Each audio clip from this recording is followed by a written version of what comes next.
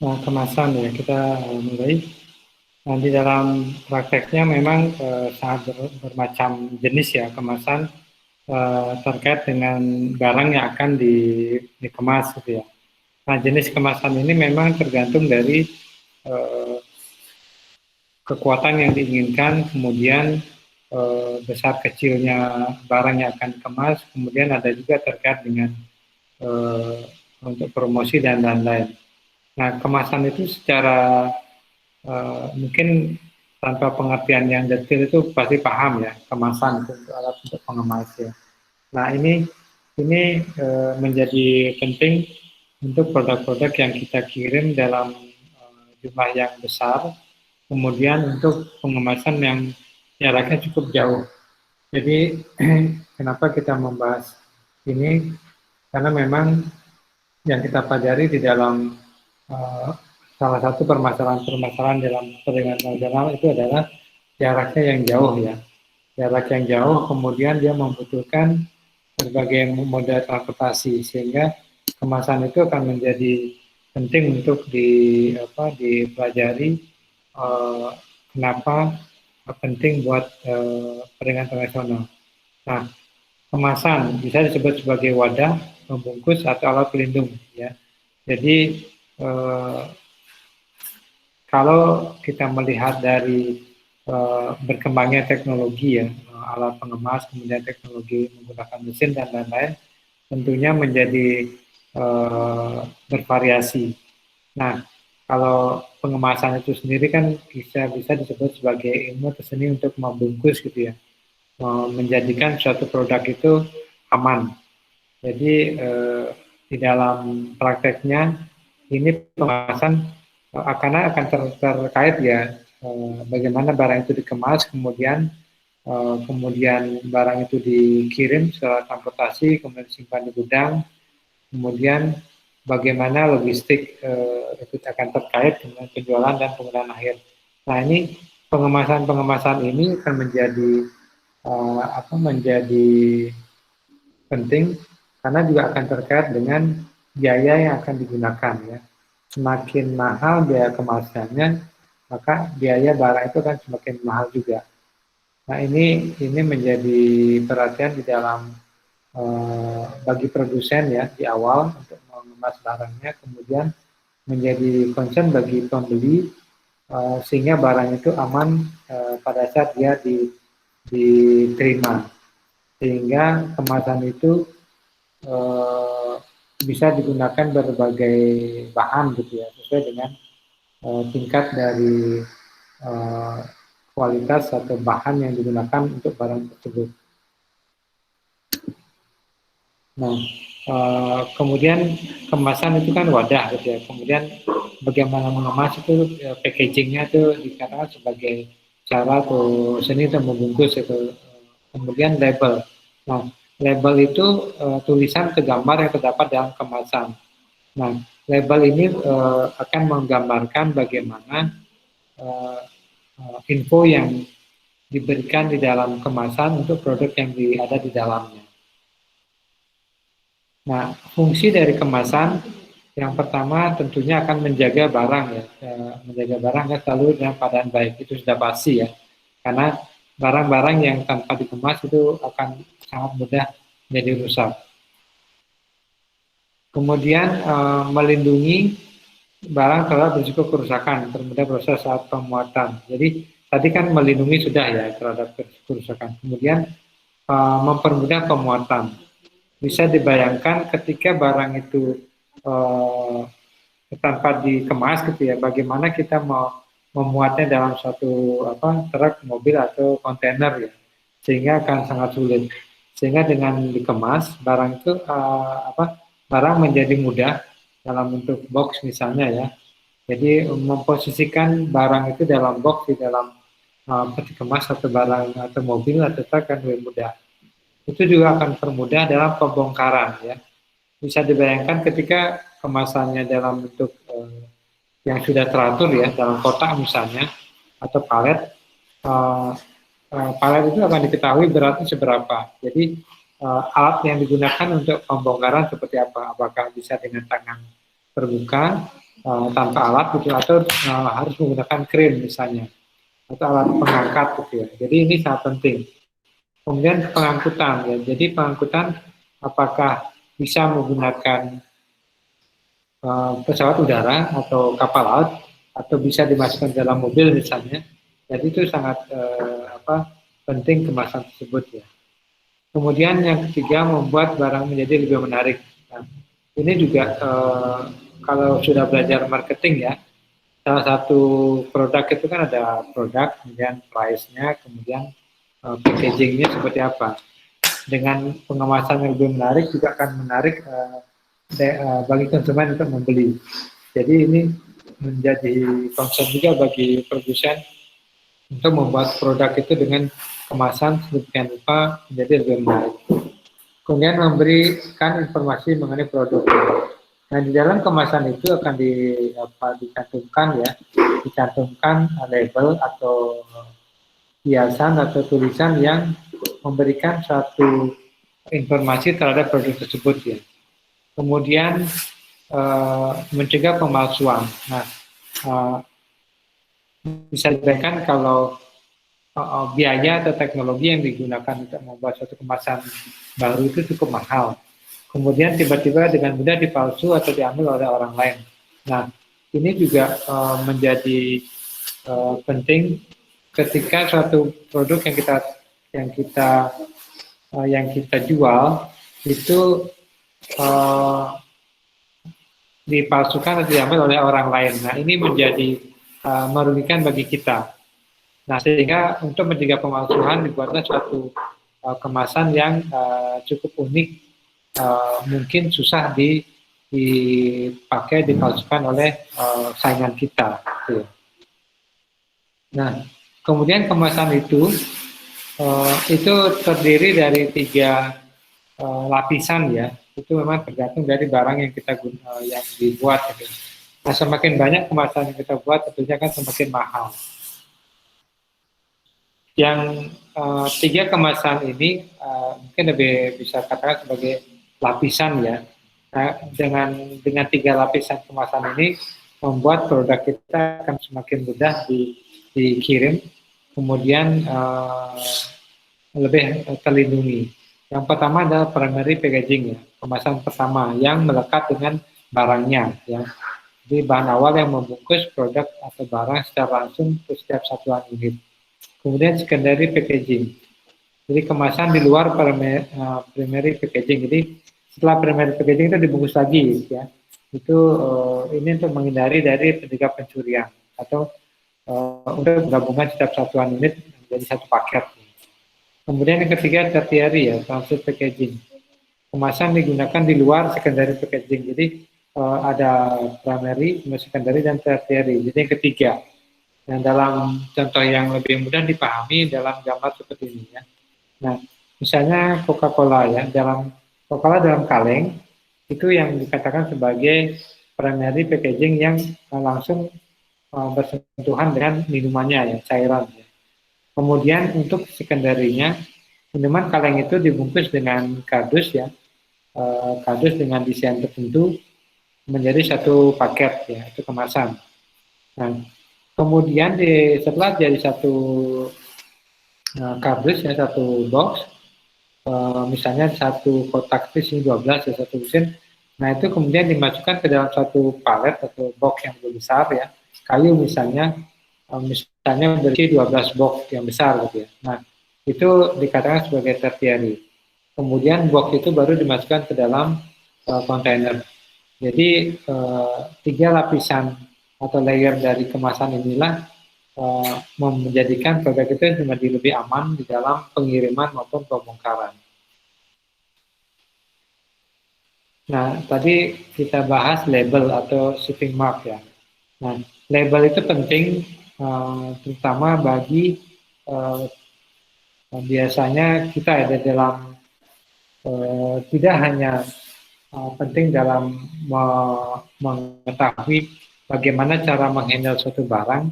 Nah, ini juga penting ketika barang itu akan dibongkar. Nah, di dalam kemasan atau shipping mark atau label ini, misalnya dalam gambar ini ya, ada beberapa informasi yang bisa kita temukan di dalam kemasan atau label ya. Yang pertama ada di sini adalah handling mark. Ya, ada handling mark. Ya. Contohnya ini tanda panah ke atas bahwa ini tidak boleh dibalik ya, bolak-balik ya. Jadi ini yang bagian atasnya yang mana, bagian bawahnya mana. Ya. Kemudian ada gambarnya payung ya. Jadi di sini ya, ada handling marknya, ada payung ya. Ada kayak macam ada air hujan itu melindungi gitu ya. Nah, kemudian ada juga penerimanya siapa ya, consignee mark, destination-nya, tujuan, kemudian nomor ordernya berapa ya, itu ada. Kemudian ada juga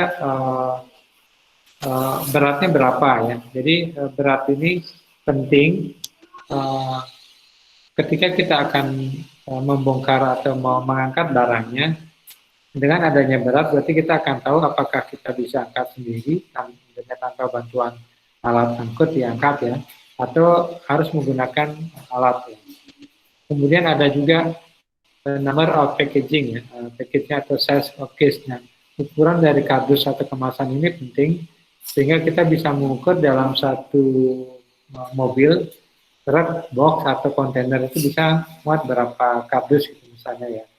Jadi ini volumenya berapa volume dari kemasan ini.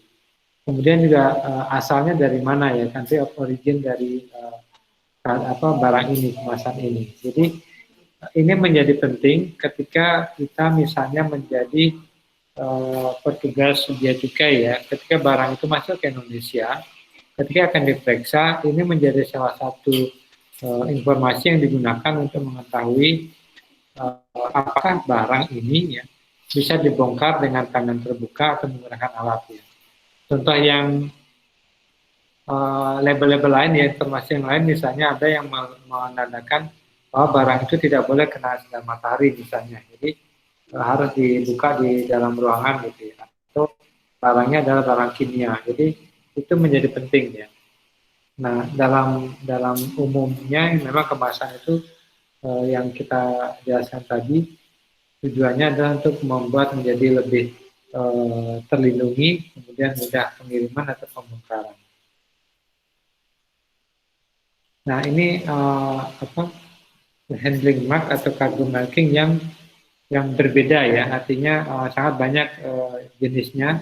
Apakah lambang mana yang ditempel di dalam kemasan itu yang perlu kita perhatikan. Misalnya kalau kita atau pernah bepergian menggunakan pesawat udara gitu ya, ketika kita membawa bagasi itu kadang ditempel segel ya, jadi untuk barang itu cabelah misalnya atau makanan ya, jadi itu biar tidak dibanting misalnya, jadi kita minta ditempel stiker gitu ya. Ada juga misalnya ini ya on the top ya, jadi tanda panah tadi. Kemudian ini suhu ya. Kemudian ada yang ini radioaktif ya di lambang ini. Jadi ada juga lambang yang sering dilihat ya. Misalnya ini suhunya. Kemudian ini the recycle ya. Misalnya plastik itu kan, kemasan plastik itu ada lambang-lambang ini ya. Nah ini contohnya seperti ini ya. Jadi ada lambang yang atau label yang ditempel di dalam kemasan. Itu yang perlu kita perhatikan. Jadi kalau kita bekerja di kargo gitu ya, ini wajib diketahui ya. Kemudian di bea cukai ya, pemeriksaan barang itu wajib diketahui.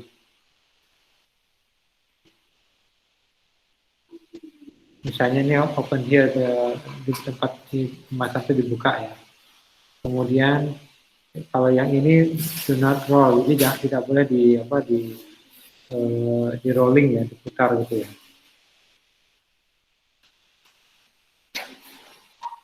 Nah, tanda mark atau kemasan ya, dari tanda yang diberikan di dalam kemasan itu ada beberapa fungsi yang bisa kita gunakan. Gitu. misalnya fungsi proteksi ya. Jadi fungsi proteksi, jadi tanda yang diberikan itu fungsi proteksi ya. Misalnya angkat di sini here ya, kemudian bagaimana barang itu posisinya, apakah bisa kita angkat di sebelah kiri, kanan, dari atas atau bawah gitu ya. Di bagian di bagian bawah, di bagian atas gitu ya. Kemudian dia membutuhkan special storage ya, itu ya. Kemudian fungsi yang kedua, fungsi untuk perlakuan atas barang ya. Hampir sama sebenarnya. Jadi dengan fungsi proteksi itu juga menunjukkan bisa bagaimana kita memperlakukan barang tersebut ya. Jadi misalnya ini begal ya, jadi pecah belah itu ya. Dan open here, kemudian use no hook. Jadi ini tanda-tanda yang digunakan sehingga kita menjadi perhatian sebelum kita mengangkat, menarik atau membongkar barangnya. Ada juga yang memberikan tanda ya, fungsi identifikasi ya. Misalnya nomor mereknya, kemudian ada beratnya ya, kemudian ada berapa berat grossnya, netonya berapa, kemudian kilowattnya berapa. Nah itu ini banyak sekali ya. Jadi tergantung dari barang yang kita kemas, kita lihat, itu sangat beraneka ragam tanda yang ditempel dalam kemasan tersebut. Nah, secara internasional itu juga diatur ya. Jadi United Nations Economic Commission for Europe ya, itu mengatur bagaimana aturan main rekomendasi terhadap kode atau tipe kargo ya, kemasan, packaging material yang digunakan secara internasional ya.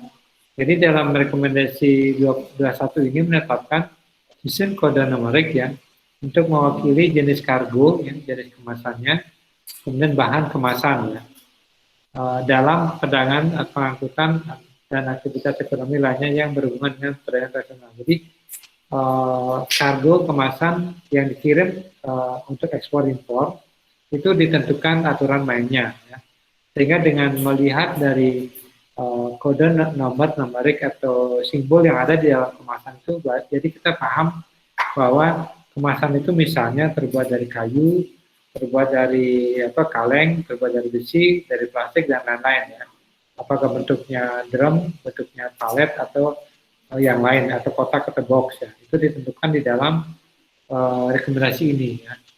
Jadi sistem kodifikasi dalam rekomendasi 21 ini ditujukan untuk menggunakan pertukaran data antar pihak ya yang berkepentingan dalam perdagangan internasional. Jadi dengan menggunakan sistem ini, secara otomatis jaringan yang data yang terkoneksi dengan kegiatan ekspor impor ini akan mengetahui bahwa satu barang ini dengan kode A misalnya, jadi dia mengetahui bahan, kemudian nomor dan lain-lain.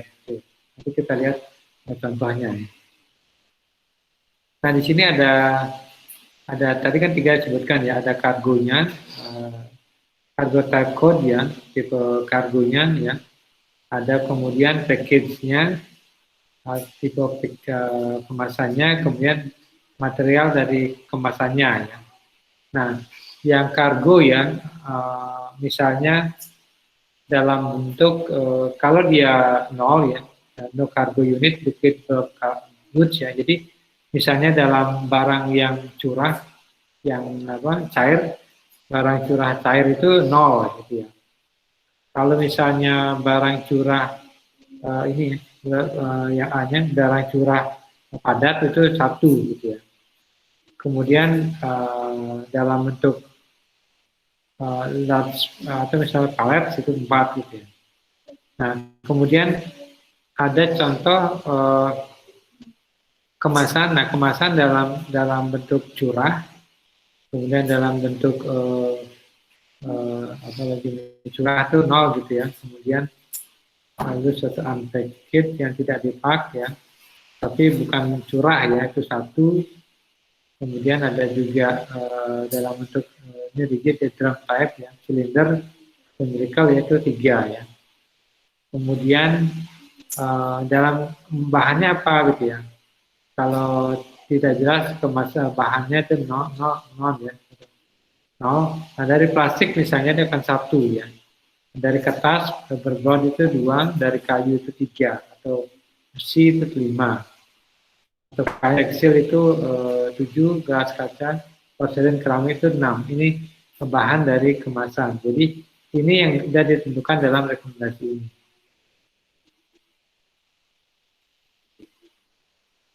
Nah ini misalnya ya, ini contohnya.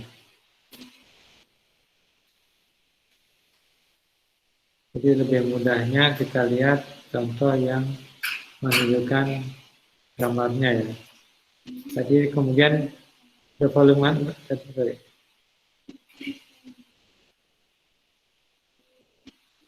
Ya. Cargo type one digit code distribution with vectorial symbol ya. Ini ada apa yang tadi ya sebenarnya sama nol tadi apa gitu ya. Artinya apa tadi gitu ya. Itu, ini penjelasannya ya. Kemudian yang tadi ya, the following number should be used for the kind of packaging. Jadi ada drum, wood, barrel, jerigen, box, bag, ini contoh dari bentuk dari kemasannya ya. Kemudian materialnya apa ya, dari steel atau besi ya material. Kemudian aluminium, ada kayu, plywood ya, ada plastik, tekstil, ini material dari kemasannya. Nah ini contohnya, kalau dia menggunakan drum ya, drum kemudian dari besi, maka dia akan diramakan dengan 1A1 gitu ya. Kemudian kalau dia menggunakan aluminium, maka dia menggunakan ini 1B, 1B1 gitu ya. Itu contohnya ya. Kemudian dia misalnya dalam bentuk box gitu ya. Boxnya dari bahan aluminium, maka dia 4B. Kalau bentuk dalam tas atau bag bungkusan ya, itu misalnya dengan plastik dia 5H4. Ya. Jadi contohnya seperti itu. Jadi semua bahan, bentuk, kemudian materialnya itu diberikan kode. Ya. Kita lihat dari contohnya biar lebih mudah melihat ya.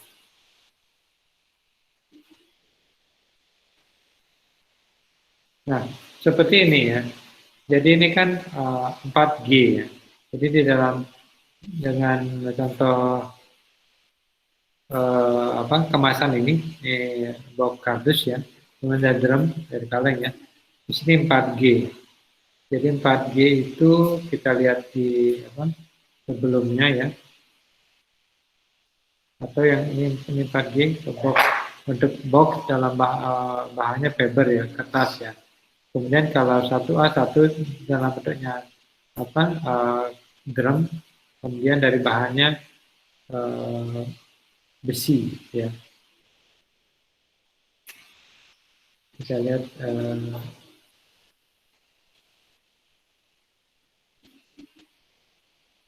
nah ya, 4 ya, box ya, boxnya dari apa, bahannya apa gitu ya. 4 bahannya besi 4A gitu ya. Kemudian drum satu materialnya apa?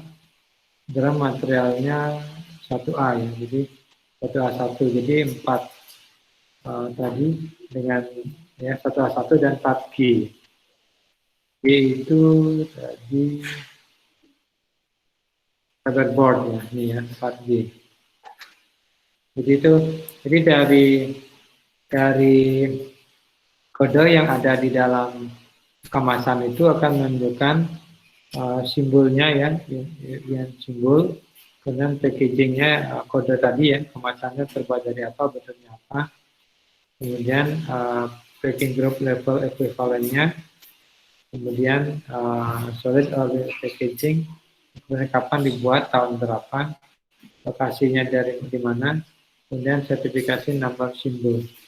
Nah ini sudah teridentifikasi sehingga dengan mengcapture kode ini itu akan diketahui dari jenis bahan kemasan, kemudian dari negara mana, kapan dibuat. Itu yang menjadikan mudah untuk diidentifikasi. Nah, ini contohnya ya. Jadi ada yang tadi ini kan 4G ya, jadi kardus box dengan paperboard ya. Kemudian satu drum dengan dari besi kaleng ya. Selama ini mungkin kita tidak memperhatikan ya, tapi setelah kita pelajari ini mudah-mudahan bisa dilihat gitu ya. Nah, ketika nanti bekerja di di kargo gitu ya, pengiriman barang atau delivery, ini menjadi salah satu ilmu untuk kita mengetahui apakah benar gitu ya, identifikasi kode kemasan yang digunakan, kemudian bahan yang digunakan. Ini contoh yang lebih yang tadi ya, hampir sama ya, bentuknya kan box ya, 4G, satu H1 tergantung dari bahannya ya, bahan dan bentuknya, tipe bahan dan bentuk dari kemasan yang kita gunakan.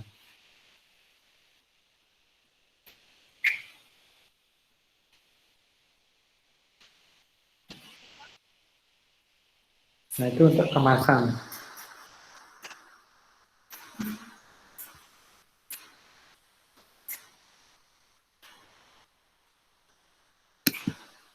Kita lanjut ke peti kemas dulu, apa mau pertanyaan di sini?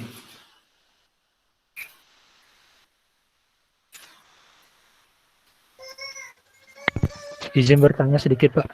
Ya, silakan aja.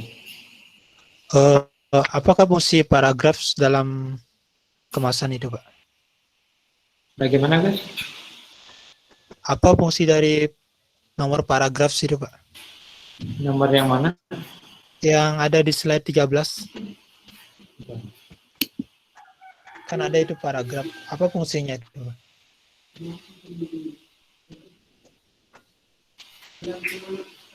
Oh, ini di dalam ininya, guys, di dalam Iya, buku aturan rekomendasi 21 adanya di paragraf 9 halaman ini loh. Maksudnya itu lokasi dari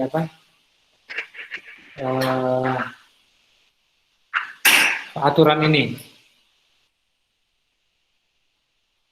penjelasan dari aturan ini, guys, yang rekomendasi 21 ini.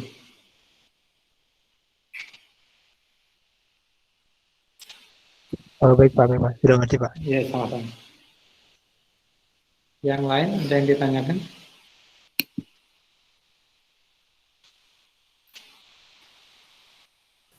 Izin bertanya, Pak. Ya, silakan.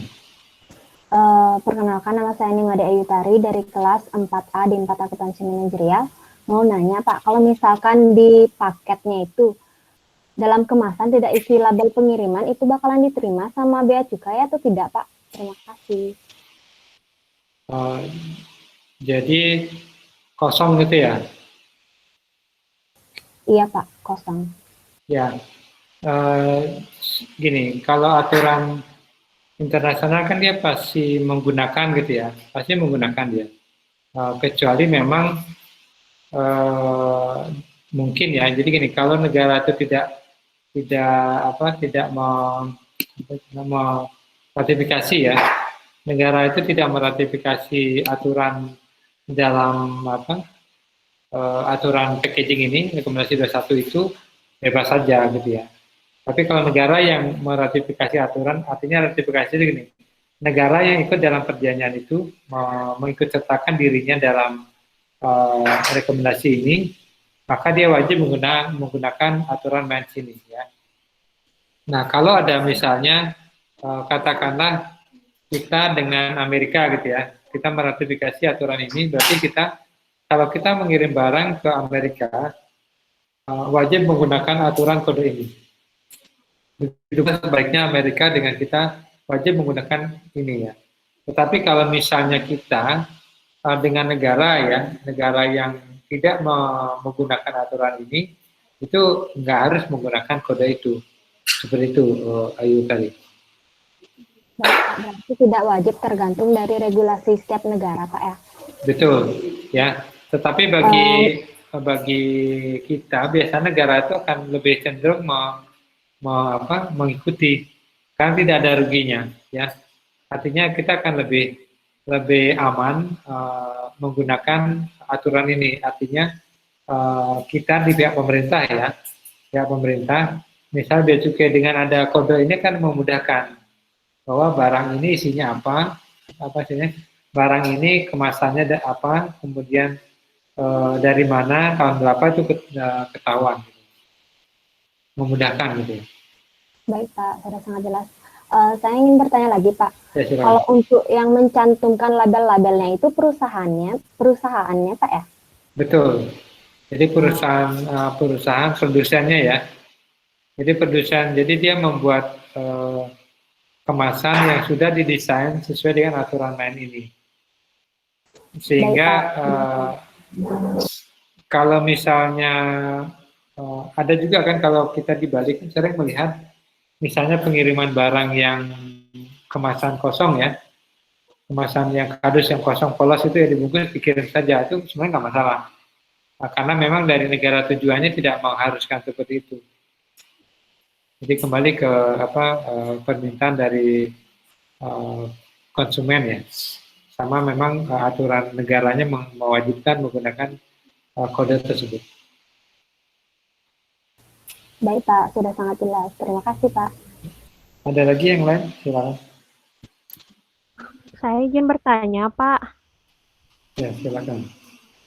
Saya Ayu Putri dari kelas E. Izin bertanya, untuk aturan pengkodaan seperti ini, apakah sudah ada sejak dulu, Pak, dalam perdagangan internasional? Gini, terima kasih Ibu Putri, ya. Jadi aturan ini kalau kita bilang dari dulu, ya, tapi tidak. Ini kan kalau kita lihat tahun 2002, ya. Artinya itu terus diperbaiki. Nah, kalau dari awal perdagangan tidak, ya. Tentunya kan seiring dengan perkembangannya ekspor-impor, perdagangan internasional, seperti yang kita bahas dengan perkembangan Incoterm minggu lalu, ya. Tentunya itu akan beriringan, ya. Semakin maju, semakin berkembang teknologi yang digunakan, memudahkan, makanya muncul muncul aturan ini. Karena memang akan lebih banyak manfaatnya dengan aturan seperti ini. Misalnya barang yang dikirim dengan kemasan atau tidak kan lebih mahal, ya. Artinya lebih mahal kalau tanpa kemasan. Bayangkan kalau barang itu curah semua, bagaimana kita handling, kan? Jadi katakan di pesawat gitu, ya. Kalau dalam pesawat itu tidak dibungkus dengan box-box yang ukurannya sama, berarti kan sangat sulit menempatkan dalam satu kargo gitu. Contoh seperti itu. Jadi lebih menghemat dengan aturan ini. Jadi kalau kita melihat rekomendasinya ini tahun 2002, ya. Tapi bukan berarti mulainya 2002, bukan, ya. Ini revisinya, ya. Jadi tahun sebelumnya sudah ada. Begitu, Ibu Putri. Baik Pak, terima kasih atas jawabannya. Sudah cukup. Yang lain ada lagi pertanyaan terkait kemasan? Izin bertanya. Ya, silakan. Ada Sinta, ya. Perkenalkan, nama saya Sinta dari kelas A. Pak, jika suatu barang itu dikemas dan diisikan label, itu tuh lagi dalamnya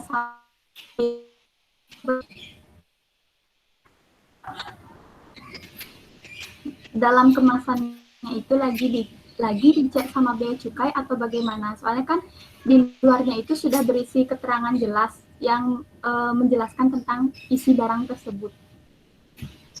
Oh ya, makasih, Gadek.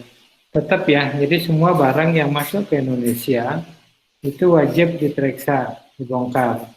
Akan tetapi persentase dibongkar tidak semuanya, ya. Ada aturan mainnya 10%, 30% gitu, ya, dibongkar. Biasanya sih hanya 3-4 kemasan aja dibongkar untuk meyakinkan bahwa barang yang ada di dalam kemasan itu sama dengan yang ditulis dalam kemasan. Nah, masalahnya kan ada banyak juga pengiriman barang yang sengaja untuk menutupi, ya. Artinya sengaja dibuat barangnya sebenarnya berbeda dengan isi kemasannya. Ya. Katakanlah misalnya pengiriman benih lobster ya ditaruh di dalam box kardus gitu ya, atau digabung dengan tekstil misalnya. Itu untuk mengelabui petugas untuk diselundupkan gitu ya. Contohnya seperti itu. Jadi tetap akan diperiksa kembali. Seperti itu, Sinta.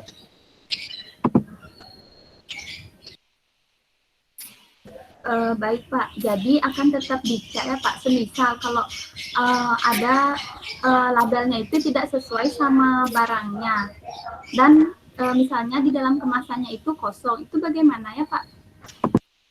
Ya, tergantung dari ini ya. Misalnya kan tujuan biasanya gini, yang berbeda tuh dia punya tujuan tertentu ya. Katakanlah misalnya kan salah satu label tadi ada menunjukkan berat gitu ya. Ada menunjukkan berat barang gitu ya, misalnya 100 kilo. Nah, logikanya barang yang 100 kilo itu kan pasti berat ya, nggak bisa kita angkat dengan tangan kosong ya, dengan sendiri gitu. Nah, kalau bisa kita angkat berarti nggak benar berat seperti itu. Nah, itu salah satu cara-cara petugas biasanya untuk memastikan sementara dari labelnya kita lihat. Nah, kalau misalnya ternyata tidak sesuai, berarti ada indikasi dia melakukan kecurangan seperti itu. Nah, itu informasi awal aja sebenarnya. Baik Pak, terima kasih sudah sangat Ya, jelas. sama-sama. Ada lagi yang lain?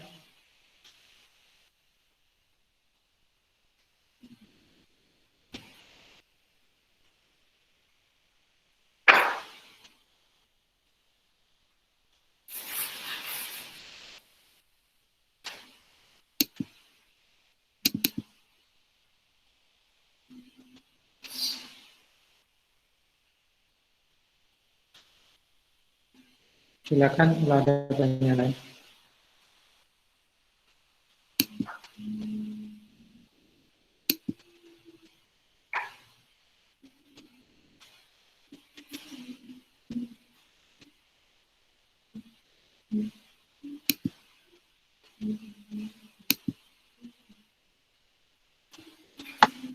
Pak, izin memastikan. Ya, silakan Intan. Berarti di slide Bapak yang ke-13 ini yang tentang label kemasan itu hanya untuk tertiary packaging yang akan dibawa ke kargo ya Pak? Bukan primary atau secondary packaging? Yang berapa? Yang slide nomor 13.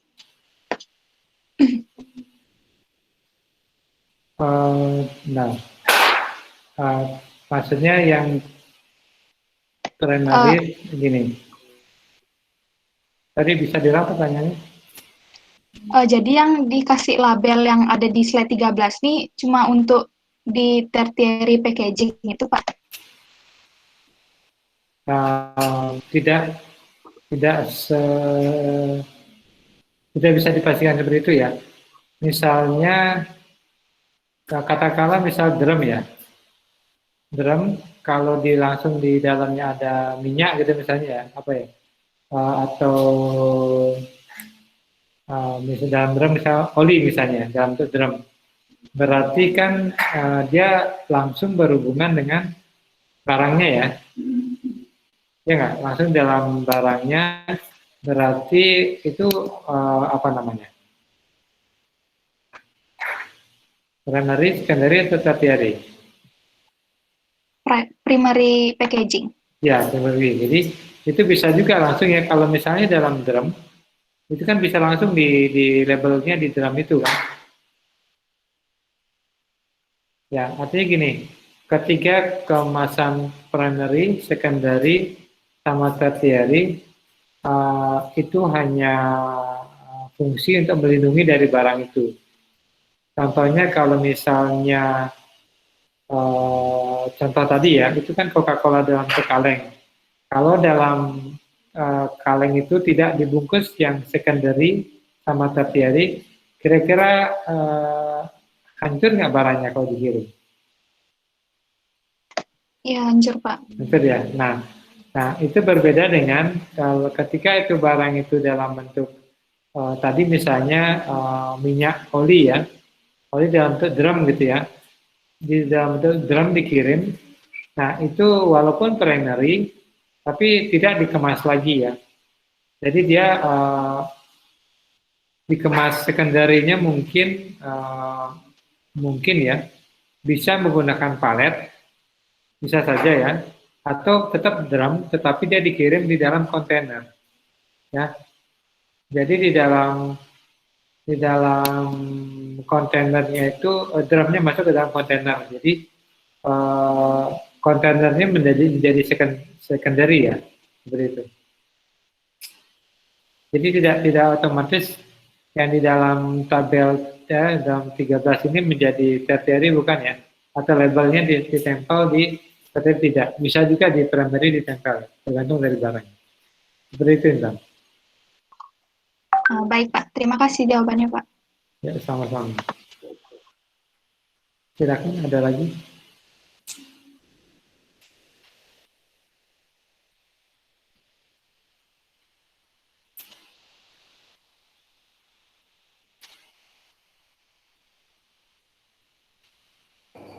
Saya izin bertanya, Pak. Ya, silakan.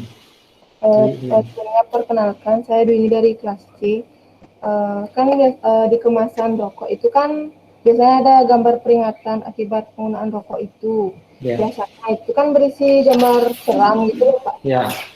Sementara itu kan adalah bagian dari fungsi kemasan, yaitu memberi informasi mengenai produk itu sendiri. Ya. Sementara fungsi kemasan yang lain itu kan membuat barang menjadi lebih menarik. Nah, itu bagaimana ya, Pak? Ya, terima kasih ini. Jadi salah satu label itu kan bisa ya. Jadi yang kita kita bahas tadi, misalnya tadi fungsinya,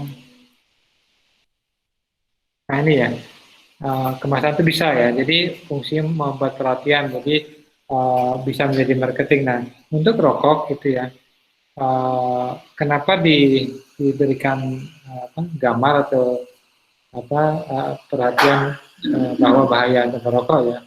Nah, itu ada sisi lain karena memang rokok itu sifatnya kan barang yang dikenakan cukai ya. Artinya gini, barang yang bisa membuat kita ketagihan, mau ada efek samping yang merusak, itu diberikan tanda khusus yang membuat orang tidak akan mengkonsumsi lagi gitu ya. Nah, memang itu berbeda dengan kemasan dalam informasi ini. Jadi tujuan lain itu bisa gitu ya. Jadi tidak hanya kalau yang kita bahas tadi kan tujuannya untuk bagaimana menghandle barangnya, informasi yang ada. Nah, salah satu informasi yang diberikan untuk itu adalah untuk memberi perhatian kepada konsumen untuk bahaya dari merokok itu. Seperti itu, Dwi. Oh, gitu ya, Pak. Baik, Pak. Jadi itu bisa juga ya informasi lain ya. Jadi tidak hanya semata-mata gini. Kan tadi fungsi yang sederhananya kan memang untuk proteksi ya, memberikan perhatian atau identifikasi lain ya. Nah, ada fungsi yang lain, mungkin banyak ya fungsi-fungsi yang lain yang dicantumkan di dalam label itu sehingga memberikan informasi yang jelas terhadap produk yang dijual. Seperti itu ya, Dwi. Baik, Pak. Terima kasih, Pak. Ada lagi yang lain, silakan.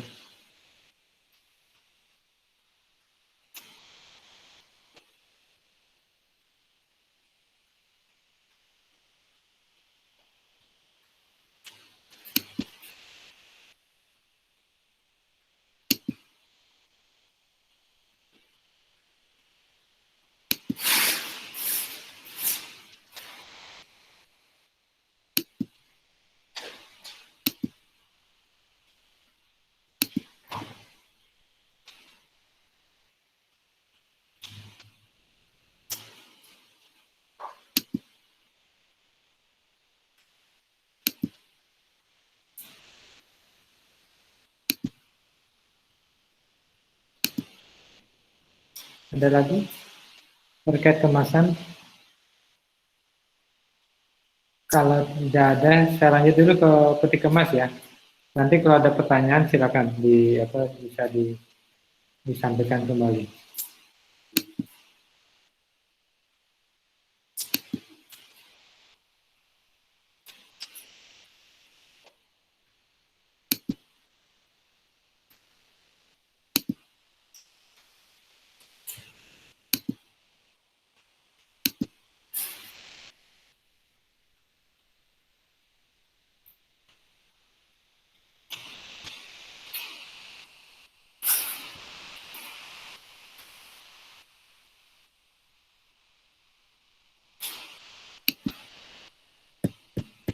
Sudah terlihat? Sudah, Pak. Sudah, Pak. Sudah, Pak.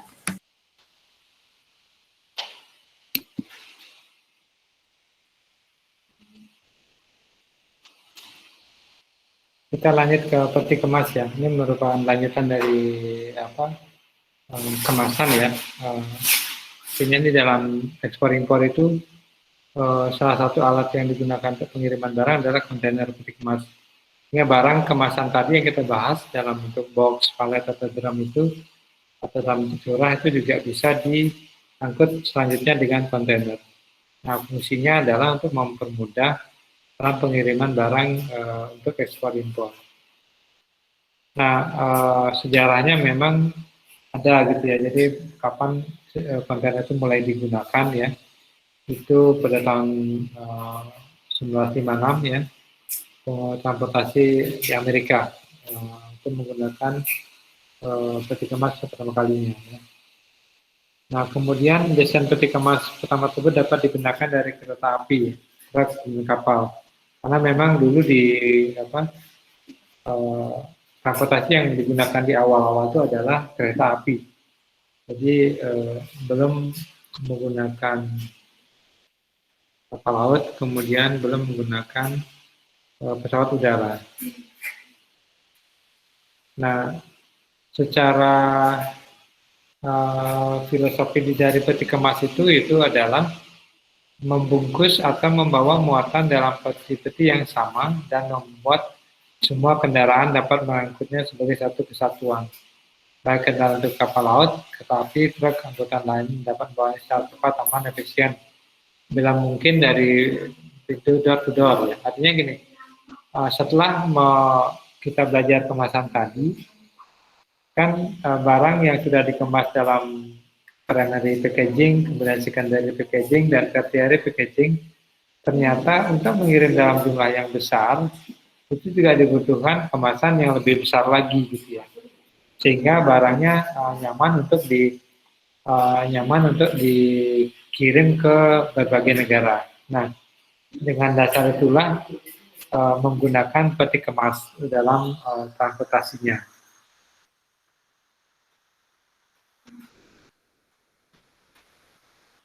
Nah, ini pengertiannya, yang satu peti yang terbuat dari logam dalam ukuran standar tertentu yang digunakan sebagai media pemuatan barang dan sekaligus media pengangkutan dengan tujuan untuk memudahkan mobilitasnya. Ya.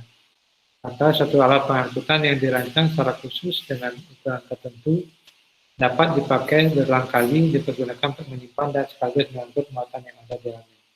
Jadi memang dengan kontainer itu tidak sekali pakai ya, jadi bisa berulang kali dan cukup kuat, jadi tahan dari cuaca ekstrim dan lain-lain ya, jadi cukup memang mungkin kalau orang membelinya hanya sekali ya, bisa dipakai dengan sekian tahun masih bisa digunakan. Jadi memang secara filosofinya tadi dibuat untuk menggunakan suatu alat angkut yang bisa digunakan dalam jangka waktu yang cukup lama. Ini pengertian formalnya ya, diterapkan di dalam Custom Convention on Container ya, di tanggal 2 Desember 72 di Jenewa, Swiss ya. Peti kemas suatu alat pengangkutan barang yang karakteristiknya ini ditentukan ya, bagaimana karakteristik dari kontainer tersebut ya. Yang pertama, berbentuk permanen dan kokoh ya. sehingga dapat dipergunakan berulang kali untuk mengangkut barang. Ya kita tahu ya itu sangat kokoh dan memang ukurannya standar gitu ya, dan bisa digunakan berulang kali. Kemudian seluruhnya atau sebagian tertutup sehingga berbentuk putih atau kerat dalam dan dimasukkan untuk diisi barang. Jadi tidak semua tertutup ya, ada juga kontainer yang open di atasnya, biasanya digunakan untuk mengangkut barang-barang yang curah. Kemudian didesain sedemikian rupa memudahkan mobilitas pengangkutannya. Ya.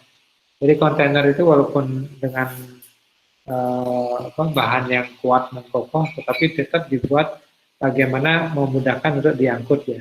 Kalau pernah memperhatikan di pelabuhan ya, pelabuhan laut, bagaimana kontainer itu diangkat dengan crane, ya. Jadi semacam ada kayak magnetnya ya. Jadi ketika ditempel di atas kontainer akan terangkat gitu. Kemudian dilengkapi dengan perangkat yang memudahkan penanganan pemindahannya. Ini yang saya sampaikan tadi. Jadi di atas kontainer itu ada posisi untuk mengangkatnya, sehingga mudah dipindahkan dari satu tempat ke tempat yang lain. Kemudian mudah diisi dan dikosongkan. Jadi ada pintunya ya. Kalau yang standar itu pintunya kan di belakang gitu ya. Pintu di belakang, kemudian ada segelnya dikunci. Nah, ada juga yang kontainer yang dibukanya dari atas atau dari samping, ada juga, tergantung dari jenis barang yang disimpan. Ya. Kemudian mempunyai isi bila diukur dari dalam sebesar 1 meter kubik atau lebih. Jadi mempunyai isi, jadi dalamnya standar ya, ada yang 20 feet, ada yang 40 feet, itu sama. Jadi sehingga kita kalau kita mengirim barang ekspor misalnya, kita sudah bisa menghitung dengan kemasan yang kita buat dalam bentuk box atau palet atau drum, ukuran itu di berapa muat dalam satu kontainer 20 feet itu jelas. Jadi sangat standar dan itu berlaku secara internasional. Nah, kemudian termasuk perlengkapan peralatannya yang diangkut bersama-sama kontainer bersangkutan. Jadi mengikuti itu untuk memudahkan pengirimannya ya. Kemudian pengertian formalnya ya, di sini kontainer sebagai bagian alat transportasi ya. Tadi sama ya, sifatnya cukup kuat, kemudian berulang kali bisa digunakan, dirancang khusus ya, sebagai fasilitas membawa barang. Kemudian dipasang alat-alat untuk memudahkan pemindahannya. Kemudian dirancang untuk mengisi dan mengosongkan ya, memudahkan ya. Kemudian mempunyai isi ruangan dalam volume. Jadi ini yang saya bilang tadi ada ukurannya standar ya. Nah, kalau pernah melihat kontainer yang umum di pelabuhan atau di jalan ya, itu adanya dua ukuran ya, ada 20 feet dan 40 feet. Ya, standar ya, dan hanya ada dua kontainer yang standar digunakan. Kalau ukuran berbeda mungkin ada, cuma dia tidak standar ya, artinya itu digunakan tertentu ya. Jadi 20 feet dan 40 feet. Jadi ini ukuran detailnya ya. Jadi bahasanya menggunakan feet. Kaki.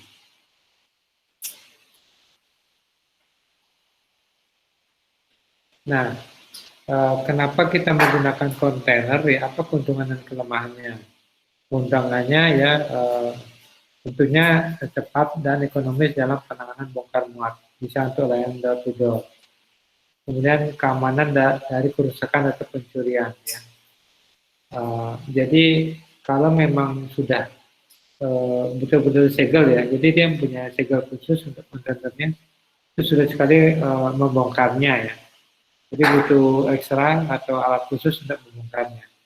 Kemudian kalaupun orang mau mencuri kan bagaimana mengangkat kontainer tersebut ya, kecuali memang merampok sopirnya, drivernya itu baru bisa mengambil kontainernya ya.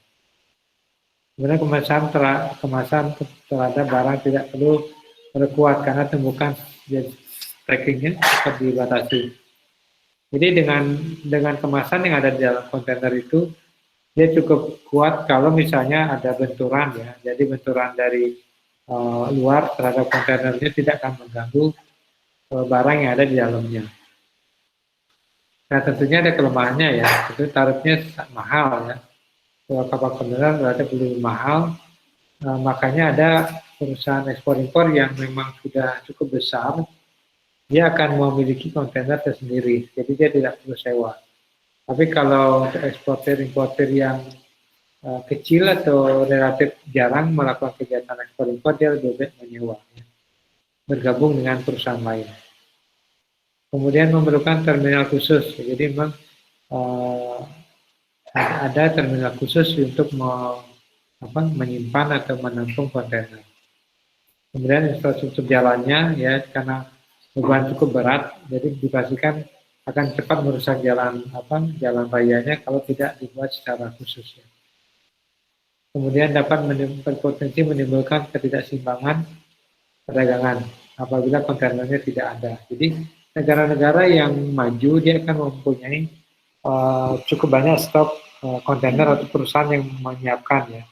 Karena semakin tinggi tingkat kegiatan ekspor-impor, dibutuhkan juga semakin banyak kontainer dan fasilitas pendukungnya. Sehingga kalau negaranya tidak siap dengan itu sudah pasti akan kalah bersaing.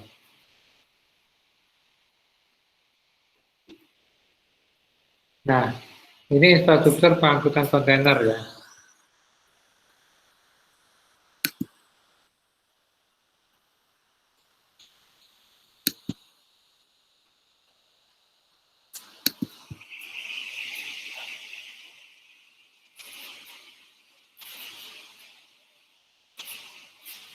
Nah, ada unit terminal peti kemas UTPK. Jadi kalau di Bali itu belum ada ya. Mungkin ada di Pelabuhan Benua, cuma tidak luas gitu ya. Kalau pernah ke Jakarta, Tanjung Priok ya, kemudian di Surabaya, di Tanjung Perak ya, di Tanjung Mas Semarang itu ada pelabuhan peti kemas ya.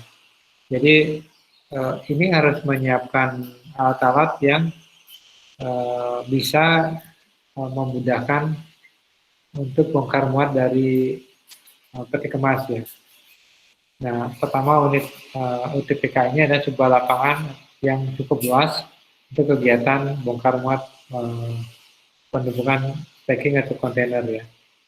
Nah, di sini ada alat-alat yang digunakan ya, ada namanya gantry crane ya, derek darat, kemudian ada transtainer ya, untuk memindahkan ini yang saya sampaikan tadi. Jadi transtainer ini jadi ada semacam kayak magnet gitu, besinya ketika ditempelkan di dalam sisi ujung dari kontainer itu akan bisa nempel gitu ya. Baru digerakkan transtainernya, ada kayak roda di bawah nih ya, bergeser ke kiri atau ke kanan. Kemudian ada juga prime mover ya, untuk mobil yang untuk memindahkan kontainer itu. Ada juga top loader untuk memindahkan kontainer.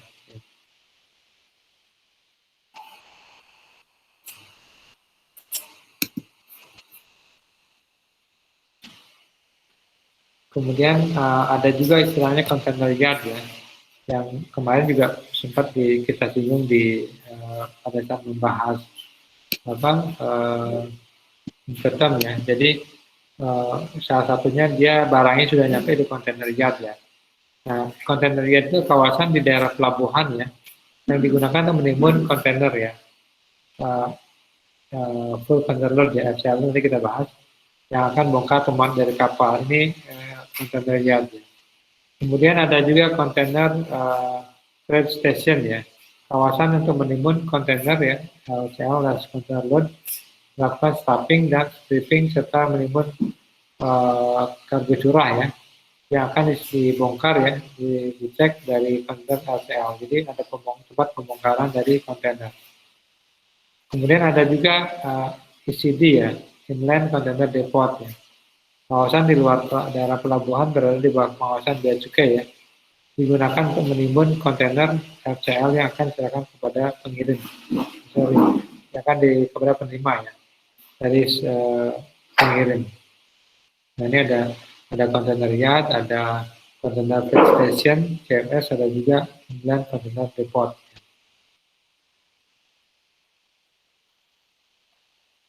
Nah ini ada dua, ada full container load LCL, ada less dan container load ya, ada LCL, ada FCL. Itu istilah yang biasa digunakan di dalam pengiriman barang menggunakan kontainer ya. Jadi gampangnya adalah kalau yang full kontainer itu di satu barang yang ada di dalam kontainer itu dimiliki oleh satu perusahaan ya. Nah kalau yang LCL itu barang yang ada dalam satu kontainer itu dimiliki oleh beberapa pemilik barang, sederhana seperti itu. Ya. Nah, kita lihat satu-satu ya. FCL, seluruh ruangan kontainer ya disewa oleh satu perusahaan. Hanya dikira full satu perusahaan yang memiliki dari barang yang ada di kontainer. Berisi muatan dari satu shipper pengirim ya, itu dikirim kepada satu pemilik barang. Kemudian proses stacking dilakukan oleh shipper dan diserahkan kepada carrier di container yard. Perusahaan pelayaran tidak bertanggung jawab atas kerusakan dan kehilangan barang yang ada dalam kontainer. Ya. Nah ini kalau membahas ini terkait dengan insurannya, sejauh mana kita menggunakan term asuransi siapa yang menanggung gitu ya. Kemudian yang LCL tadi ya, jadi barang yang dimiliki oleh banyak perusahaan ya, dari beberapa shipper, kemudian dengan tujuan beberapa penerima, itu masuk dalam satu kontainer. Jadi nanti muatan diterima oleh karir ya, istilahnya konsolidator ya, konsolidasi ekspor dalam keadaan break, jadi dipecah di CRS tadi ya. Jadi barang-barang yang LCL itu akan dibongkar di CRS, kemudian baru dipecah ya, masuk ke kontainer lagi, dibagi ke masing-masing ke perusahaan penerimanya. Nah ini juga perusahaan pelayaran tidak bertanggung jawab atas kerusakan barang dari kontainer. Jadi ruangan kontainer selalu lebih dari satu perusahaan. Itu ya. Jadi full itu satu perusahaan, kalau less itu dimiliki oleh beberapa perusahaan yang dimuat dalam satu kontainer. Nah ini alur pengiriman kontainer ya. Ini kalau dilihat dari bagaimana pengiriman barang yang FCL atau LCL ya. Jadi kalau FCL itu kan satu pengirim ya, satu pengirim barang, satu kontainer full itu ya. Kemudian di penerimaan juga satu gitu FCL. Nah kalau LCL itu pengirimannya banyak gitu ya, dan masuk dalam satu kontainer, setelah dikirim kemudian dipecah lagi ya, karena penerimanya banyak. Ya. Jadi karena barang dalam kontainer itu dimiliki oleh banyak pemilik barang, pengirim yang berbeda, sehingga penerimaan juga berbeda.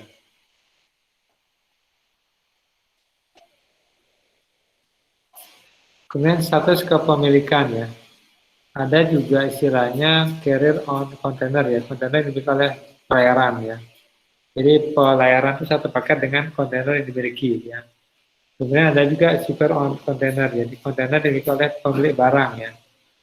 Pemilik barang itu dari produsennya ya, pengirimnya yang memiliki kontainernya. Biasanya misalnya dari Singapura ke Indonesia, pada saat dia ngirim ke Indonesia, dia menggunakan kontainernya. Sampai di Indonesia, sebelum dikirim ke Singapura lagi, dia akan menunggu kontainernya penuh isi ya, baru dikembalikan ke Singapura ya. Ada list kontainer itu disewa ya. Nah ini mungkin kalau yang sewa ini banyak ya dilakukan karena memang cost yang digunakan untuk memiliki kontainer itu cukup mahal. Di samping itu juga kalau ekspor impor yang hanya sekali dua kali, jangan ngapain yang membeli kan? Itu juga melakukan sewa. Ada istilahnya ada spot list ya, hanya suatu waktu juga ada long term list, yang untuk panjang ada master list. Penyewa jumlah minimum tentu untuk jangka waktu tertentu. Ya. Jadi ada tergantung dari kita ya, kalau kita memang atau perusahaan kita bergerak dalam ekspor-impor yang memang sering, ya lebih bagus kita mau membeli, ya. Lebih hemat.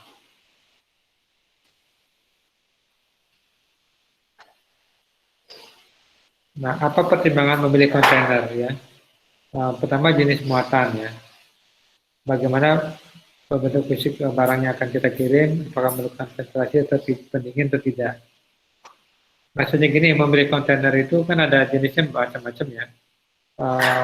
Apakah 20 feet atau 40 feet, apakah perlu pendingin atau tidak, apa yang terbuka di atasnya atau tidak. Gitu. Jadi itu ditentukan dari jenis muatannya, kemudian besar muatannya, kemudian berat muatannya berapa ya, kemudian kelembaban muatannya, apakah dia bisa dengan suhu normal atau harus pendingin gitu ya.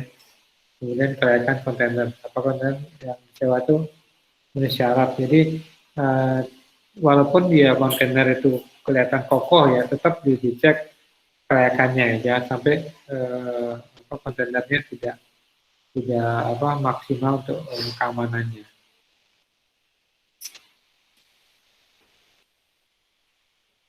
Nah, ini definisinya tadi ya sudah kita bahas. Ini juga sudah ya.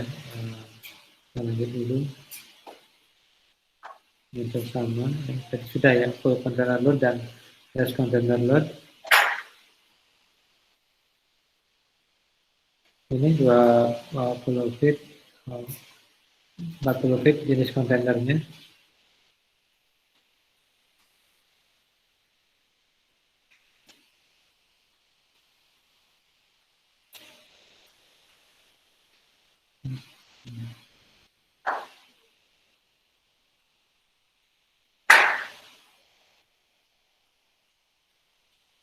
Nah, kontainer itu memiliki nomor ya. Jadi kontainer itu memiliki nomor yang tercantum dalam kontainernya. Jadi itu sudah bisa dicek secara online ya. Jadi ada menunjukkan kode tertentu dari nomor yang ada di dalam kontainernya. Ya. Jadi setiap kontainer memiliki nomor registrasi yang tercatat di Biro Internasional Das Container di tempat intermodal ya, di ASI. Nah, di sini cara untuk mengetahui apakah kontainer asli atau palsu, tidak autentik ya. Dengan menghitung secara manual angka cek digit yang ada di dalam nomor kontainer dengan rumus yang ada ya. Untuk ini kita lihat nanti ya, bagaimana kita menghitung atau mengecek apakah digit nomor yang ada itu benar gitu.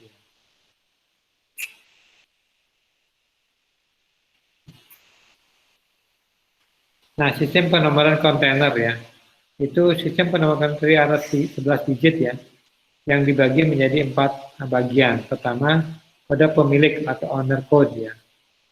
Nah, kode pemilik kontainer tidak 3 digit huruf kapital, yang masing-masing pemilik kontainer harus memiliki kode bersifat unik dan tidak boleh sama dengan pemilik lainnya ya. Untuk keperluan tersebut mereka mendaftar ya, itu pemilik kontainer harus mendaftar. Kemudian kode produk barang ya, produk group code, identifier ya. Jadi U itu yang bersangkutan ya, kode J peralatan yang terkait dengan kontainer yang dapat dilepas, Z trailer dan chassisnya ya. Kemudian ya kode dan chassisnya. Kemudian kode registrasi number ya.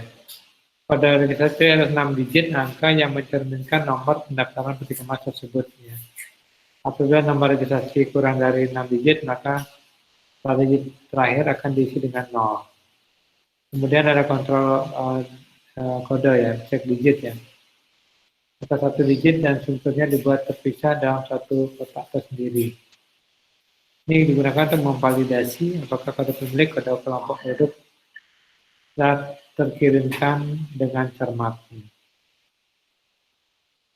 Nah, jika hasil evaluasi tidak sesuai, maka sistem akan memberikan kode error. Mari kita lihat ya. Nah, ini ya. Jadi di dalam kontainer itu akan ada kode-kodenya ya, huruf A sampai Z.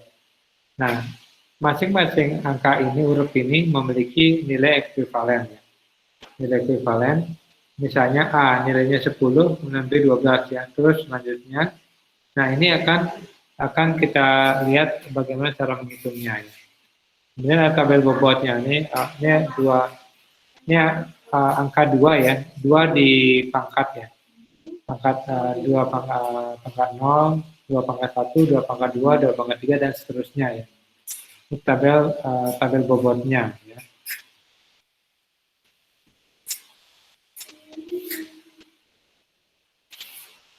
Nah, bagaimana cara menghitungnya ya? Nah, susun ke 10 digit nomor kontainer ya. Di atas nilai bobot. Jadi kita nanti susun hurufnya itu di dalam tabel bobotnya ya. Masing-masing digit. Bobot diperoleh dari tabel bobot yang merupakan deret angka yang diperoleh dengan cara memangkatkan bilangan 2 mulai dari pangkat 0 sampai dengan 9. Nah, ini saya bilang tadi ya. Jadi 2 pangkat 0, 1, 2 pangkat 2, 2 pangkat 1 gitu ya. Kemudian ini bobotnya itu ya. Kemudian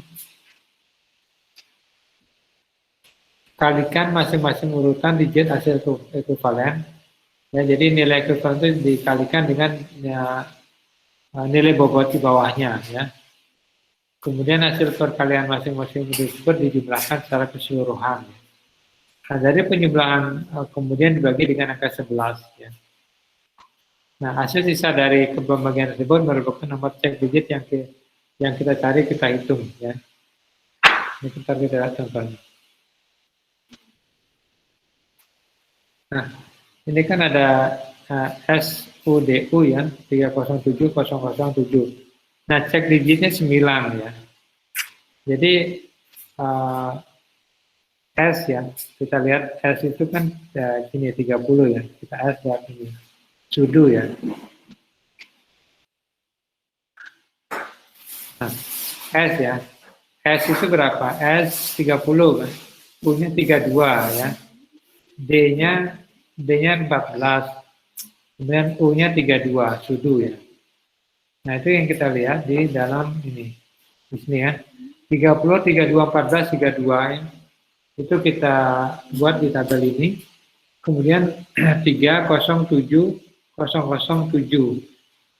Kemudian ini ekuivalen dikali dengan bobot ya. 30 kali 1, 30 kali 2, 14 kali 4, terus kemudian ini angka ini dijumlahkan ya. Dijumlahkan menjadi setelah dijumlahkan baru dibagi 11. Dia akan menemukan angkanya 9. Kalau 9 berarti benar ya. Cek digitnya. Kalau ini salah berarti nomor ini tidak terregistrasi, berarti palsu nomor kontainernya. Seperti itu ya. Nanti bisa dicoba ya. Kalau melihat nomor satu kontainer bisa dicek. Kita cek di tabel bobotnya, kemudian kita kalikan ekuivalen bobotnya, kemudian dijumlahkan dibagi 11. Apakah dia benar menunjukkan angka cek digit atau tidak?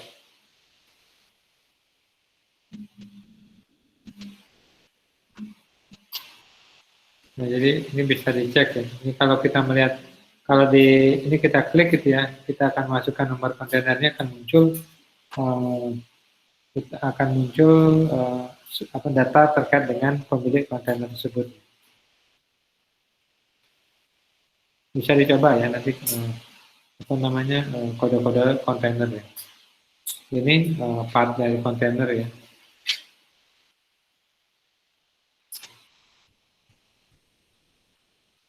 Ini kode yang tadi saya sampaikan ya. Jadi kode ini akan menentukan dari benar atau tidaknya kontainer tersebut terregistrasi atau tidak.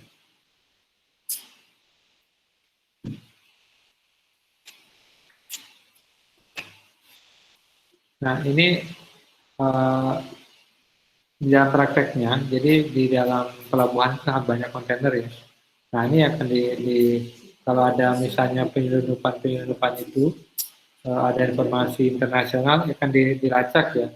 Kontainer mana yang biasanya misalnya ya ada informasi membawa narkoba dan lain-lain, itu akan dicek ya. Jadi kode ini pemilik dari mana, benar atau tidak ya, ini akan dicek.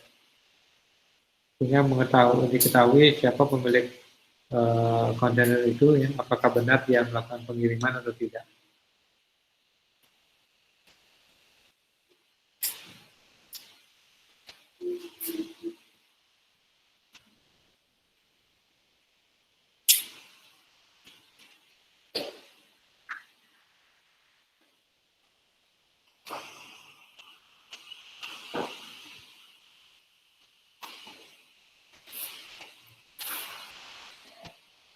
Ini yang saya sampaikan tadi ya, jadi di sini dia akan menggunakan kunci khusus ya untuk mensegel barang kontainer ini sehingga tidak mudah untuk dibongkar ya.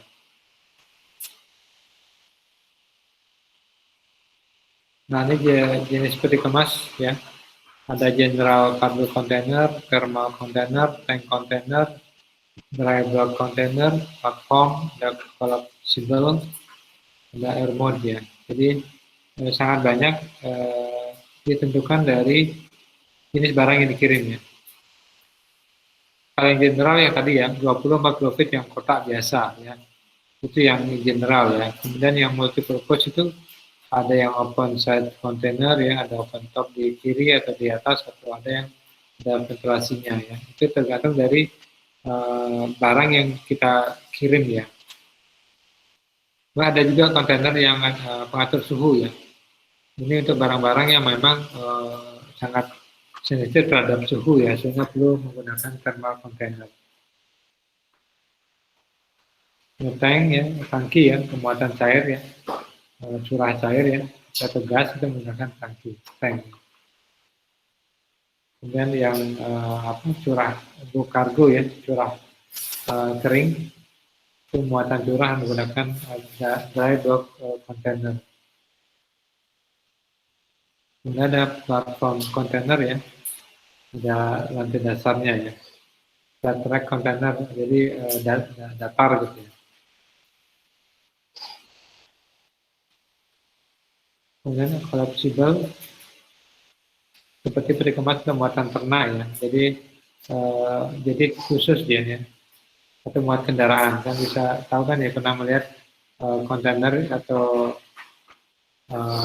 misalnya truk, mobil yang mengangkut kendaraan ya, jadi berbeda bentuknya. Bagaimana kendaraan itu bisa dimuat di atas truk dengan lapisan layer-layer tertentu.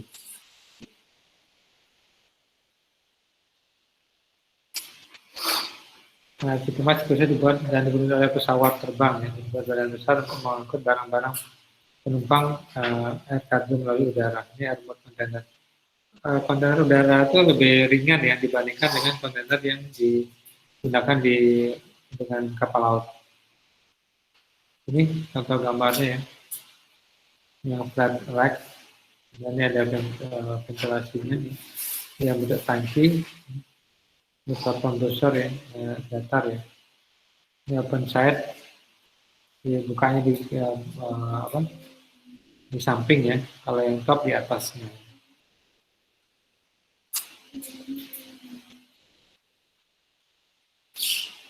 Ini yang biasa yang digunakan untuk pada umumnya ya.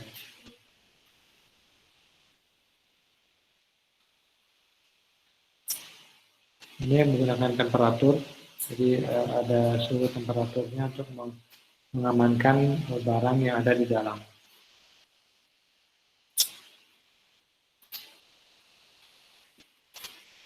Ini open top, ya. Bisa dibuka dari atas. Ini biasanya untuk memudahkan pengangkutan barang yang tidak bisa dibawa dari depan gitu, dia lebih aman untuk dimasukkan dari atas.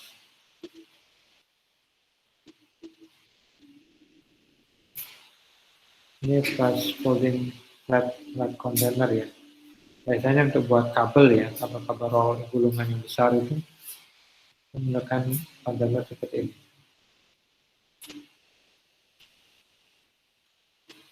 Ini contoh yang membawa kendaraan mobil ya.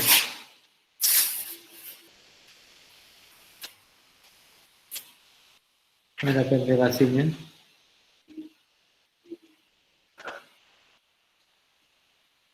Buat dan dalam tangki ya. Ini biasanya untuk barang-barang saring berbahaya ya. Ataupun tidak berbahaya tapi dalam bentuk air tangki. Ini yang dibuka di samping open side.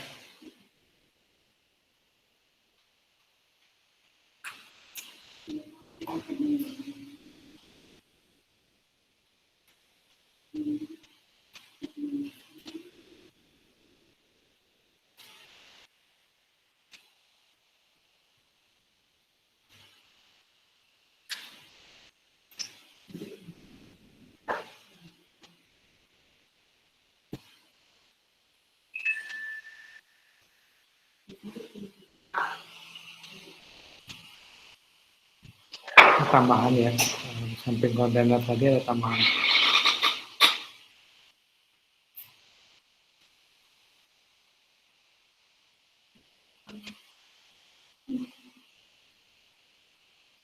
Jadi bagaimana pemuatan dalam untuk kapal udara ya.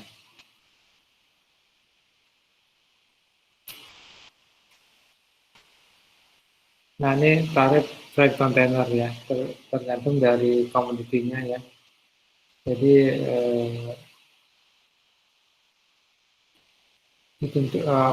jadi freight yang kita bahas di sebelumnya minggu lalu ya.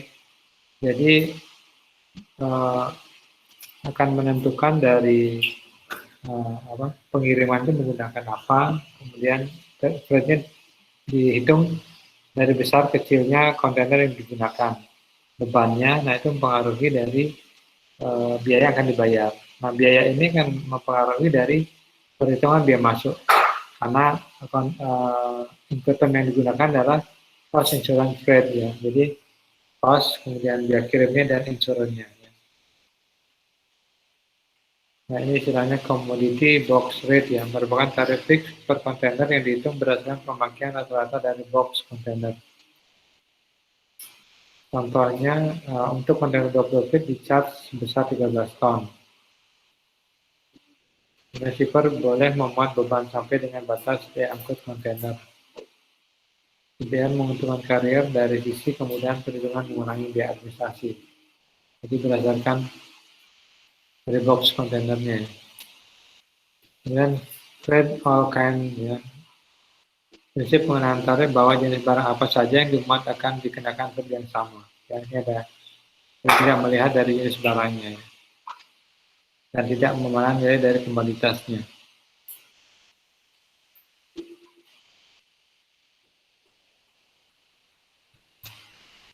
Nah, ada juga biaya pergerakan kontainer ya. Jadi karena di dalam pengiriman barang yang kita bahas yang lalu kan incotermnya pengiriman barang tanggung jawab sampai di mana ya, dari produsen ke konsumen, dari gudang sampai ke pelabuhan muat, kemudian dari pelabuhan kontainer itu dimuat ke kapal gitu ya. Setelah sampai di kapal dimuat, dikirim, nah sampai di pelabuhan tujuan, kemudian diturunkan ke kontainer di pelabuhan tujuan. Nah ini ada biaya yang akan muncul pasti ya. Jadi terminal handling charge ya. Jadi menerima kontainer dari kapal. Jadi ketika kontainernya turun ya dari kapal, nah itu ada terminal handling. Ya. Kemudian ada service charge ya. Karena kontainer itu berisi dari banyak barang yang dimiliki oleh banyak pemilik gitu ya, itu ada proses bongkarnya itu staffing, kemudian perhitungannya, pengirimannya ya. Kemudian ada demurrage ya, berarti kalau perhitungan yang lebih free time yang awal itu tergantung kan. Jadi demurrage itu adalah ketika penggunaan dari peti kemas itu melebihi dari waktu yang diberikan, itu istilahnya demurrage ya. Nah ini bisa terjadi ketika misalnya barang itu tiba di suatu pelabuhan, misalnya Tanjung Priok gitu ya. Nah, ketika terjadi stuck gitu ya, kongesti dan pelayanan pelabuhannya terlambat ya. sehingga kontainer yang hanya disewa seminggu, ternyata misalnya belum selesai dibongkar, yang harusnya balik lagi ke Singapura misalnya, itu kalau misalnya melewati waktu itu maka dikenakan biaya demurrage ya. Nah ini kenapa di pemeriksaan barang di bea cukai itu tidak dibongkar semuanya, karena untuk menghindari biaya demurrage ya. Kemudian ada detention, berarti akibat pengembalian peti kemas atau pelengkapan peti kemas yang melewati waktu yang diizinkan.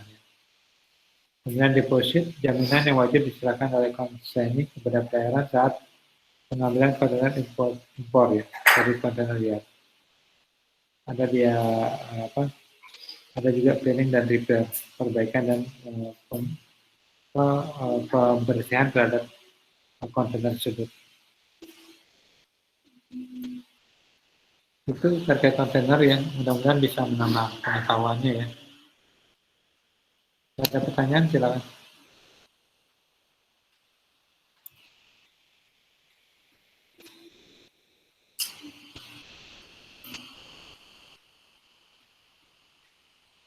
Ini yang masih join 155 ya.